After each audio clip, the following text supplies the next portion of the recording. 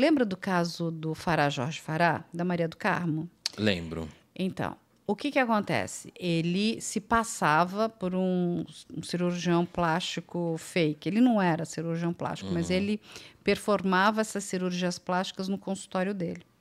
Não, eu tô confundindo os casos. Eu tô com aquele outro caso do Do Abdul-Mansi? Isso, não, é outro caso. Esse ele era um médico, mas ele não era cirurgião plástico, e ele pegava mulheres mais vulneráveis financeiramente e dizia e oferecia cirurgias plásticas.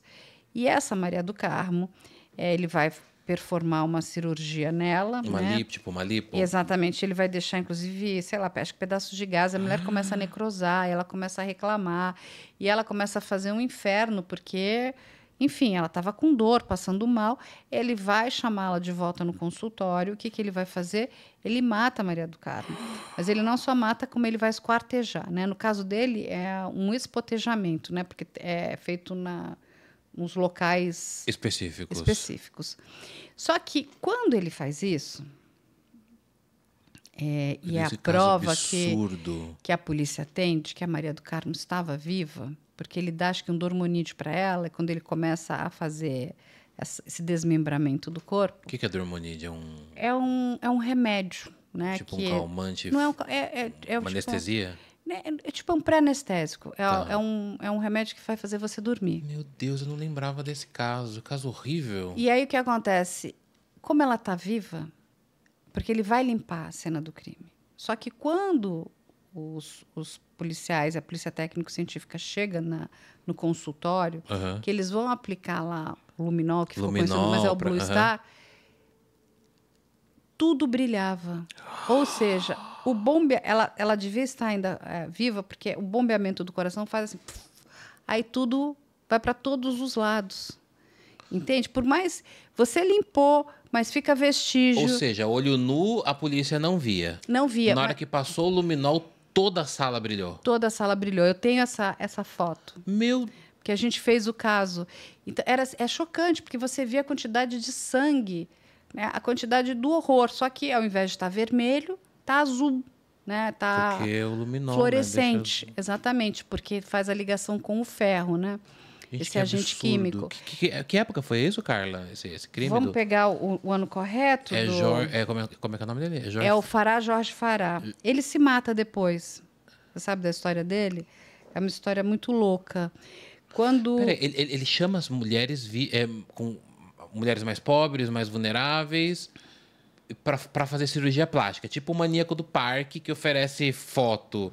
Você estava falando agora há pouco dessa coisa de achar mais corpos, eu fui lembrando do Maníaco do Parque também. Mas esse Jorge Fará, ele aborda essas mulheres onde? Na rua? Não, exato. Ele não é que ele abordava na rua, né? Então ele as conhecia, e a Maria do Carmo, ela era esposa de acho que, se não me engano, era um porteiro, era um zelador. E ele vendia essas ilusões de que ele faria cirurgias plásticas. Então, que ele ia fazer implantes, que ele ia olhava a mulher e falava, nossa, você é linda, mas se a gente mexer aqui na sua barriga... chamava. Ele fez isso com várias mulheres. Não foi só com a Maria do Carmo. É que a Maria do Carmo, ela se... Foi 2014, não foi isso? Peraí, deixa eu só fechar aqui. Vamos pedir para a Maeli checar a data certinha? Eu acho que foi... caso absurdo. E aí, eu me lembro desse nome, mas não lembrava do caso. Ele prometia essas cirurgias, e como a Maria do Carmo, ela vai começar, né, a passar muito mal, e ela fala, olha, eu estou passando mal, está necrosando, eu estou com dor. Então ele chega a fazer uma cirurgia nela, ela volta para casa, mas aí começa a ter todo tipo de problema, porque ele não era cirurgião. Meu Deus do céu. E o que acontece? Ele vai chamá-la de volta. Ele fez isso com outras mulheres, mas a Maria do Carmo vamos dizer, né, é a pessoa que encabeçou. 2013? Ah, 2003. Foi 2003. Isso. Tá. Então, é o caso de 2003. E aí, o que acontece? Quando ela não para de infernizá-lo, né, ele chama de volta. Então, vem que eu vou consertar o seu problema. Né? Vamos ver o que está acontecendo. E ela vai... Meu Deus. Ela não procura a polícia, nada. Ela acredita ainda nele. Vai acreditar nele, que é médico. Ela vai. Quando ela vai, ele vai matá-la. E ele vai colocar vai desmembrar de novo em sacos, vai tentar, né, sumir com o corpo. E ele é... Enfim, o corpo é encontrado, ele é encontrado, ele é condenado. E ele vai... O que acontece? Ele vai pedir, o advogado dele, a revisão da pena. Isso é muito interessante, porque a gente tinha feito o programa, né, o documentário do caso do Farah Jorge Farah. E a gente vai contar toda a cronologia. E só quem falou, no caso do Farah Jorge Farah, e falou muito bem, foram os investigadores, delegados. Então, assim, a gente traz toda a história, né, tiramos toda ali a carga emocional e contamos o que de fato tinha acontecido, né, qual tinha sido a dinâmica do crime.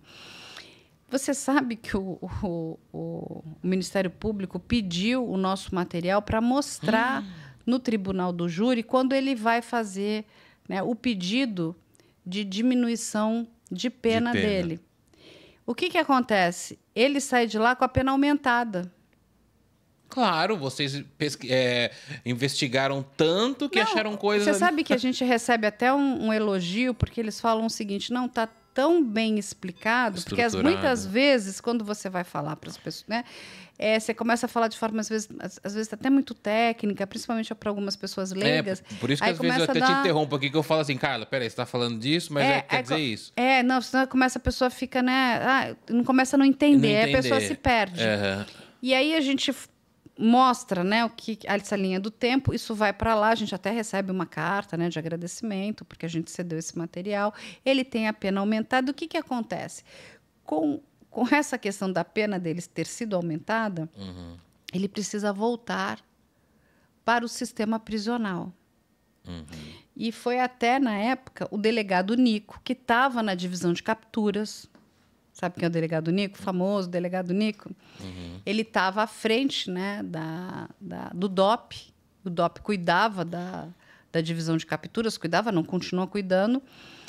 E vai até a casa do Farah Jorge Farah para, né, pegar esse senhor para que ele voltasse para o sistema prisional. Então ele estava em prisão domiciliar? Não, ele estava num regime de progressão de pena.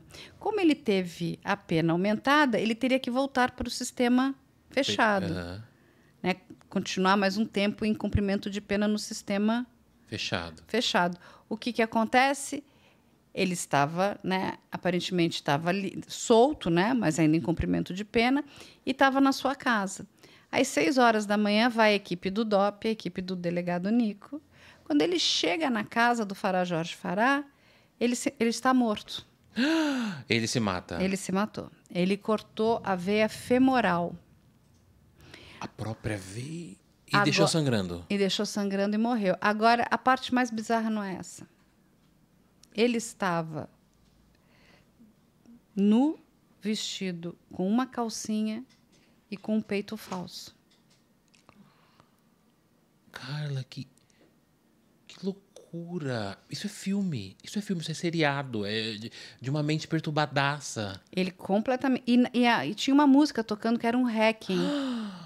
O delegado conta, ele falou... Eu conversei com o delegado... Hacking? É tipo uma música clássica. Uma música de fúnebre. Um hacking fúnebre. Então ele fala assim, a gente entrou... Tipo Chopin. Tinha uma música, um hacking, né, uma música fúnebre, ele estava morto. Ele preparou a cena. Ele estava com a veia femoral cortada, ele estava como se fosse tipo uma calcinha e um sutiã aqui com peitos. Isso, claro, isso diz muito sobre a mente dele querendo operar mulheres para elas alcançarem o corpo perfeito, que ele não era nada disso. E diz muito sobre a perturbação que aquele homem claro. Vivia. Meu Deus, que caso era? Que caso é esse, Carla do céu?